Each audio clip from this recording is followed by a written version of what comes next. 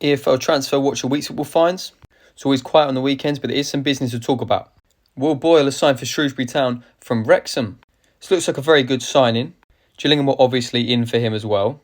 I imagine you've all seen the Twitter banter that went on from Shrewsbury, absolutely quality. He's a very experienced defender, and I am wondering where Shrewsbury have got the money from. They have signed a few other players, which I'll talk about in a few days. He'll go into a backline with Tom Anderson, and I think they've obviously signed Sam Stubbs as well. I do think if Shrewsbury add pace to their backline, then they could be serious contenders for the league. Josh Coburn has signed for Millwall from Middlesbrough.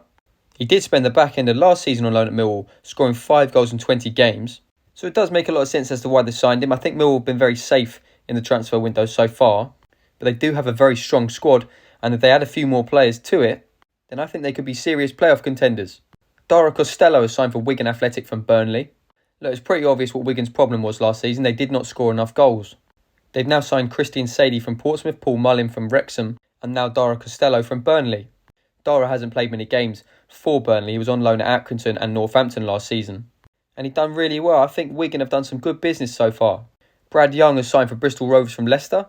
Brad's a goalkeeper, hasn't played many games in his career. He's going to come in as squad depth. You wouldn't expect him to start.